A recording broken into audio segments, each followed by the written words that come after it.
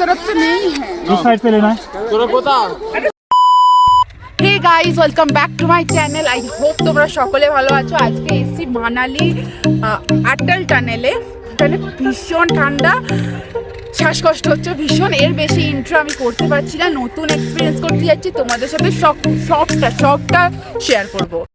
প্রথমে জ্যাকেট খোলার ইচ্ছা না থাকলেও ঠান্ডায় কাঁপতে কাঁপতে জ্যাকেটটা আমি খুলে ফেলেছিলাম এবং তারপর ওখানে অনেক ক্যামেরাম্যান ঘোরাঘুরি করছে। তোমাকে তাদেরকে খুঁজতে যেতে হবে না, তারা তোমাকে অবশ্যই খুঁজে নেবে। এবং bargaining skill is the most important for this, কারণ বার্গেনিং যত করতে পারবে তত কম খরচে তোমার ভিডিও কমপ্লিট হবে। যেমন আমার ক্ষেত্রে বলেছিল পার ক্লিপ 300 এবং ফুল এডিটেড ভিডিও 3000।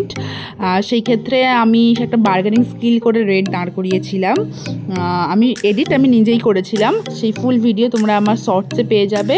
আর এখানে শ্যুটে সবথেকে সমস্যা হচ্ছে হাঁটাচলা করা। ছোটা তো যাচ্ছেই না এবং হাঁটা চলাতেও ভীষণ সমস্যা হচ্ছে। পুরো ফ্রেশ স্নোতে পা পুরো আটকিয়ে যাচ্ছে। আমি তো এরমভাবে একবার পড়েও গিয়েছিলাম, এরমভাবে অনেকবার আমার শট রিটেক হয়েছে। আর যদি ঠান্ডার কথা বলো, ঠান্ডা তো লাগছিলই, বাট ফটো ভিডিও তোলার এক্সাইটমেন্টে না একটু ফিলটা কম হচ্ছিল। তোমরাও বুঝতে পারবে যখন করবে। বাট সবথেকে আমার ঠান্ডা লেগেছিলো এই শটটা, যখন একটা ফটোর জন্য আমি শুয়ে স্নোতে করেছিলাম। আমার ভীষণ ঠান্ডা লেগেছিলো এটাতে। যারা যারা এই ধরনের এক্সপিরিয়েন্স করতে চাই তাদের উদ্দেশ্যে আমার দুটো টিপস আছে। পেট ভরা খাবার খেয়ে আসবে, অবশ্যই বুট পরে আসবে, কারণ পায়ে ঠান্ডা সব থেকে বেশি লাগে। আশা করি আমার ভিডিওটা ভালো লেগেছে। শর্টস অপশানে গিয়ে আমার বলিউড স্টাইল রিলটা তোমরা দেখে নিও এবং লাইক, কমেন্ট, শেয়ার এবং সাবস্ক্রাইব করতে ভুলো না। আজকের মতো টাটা।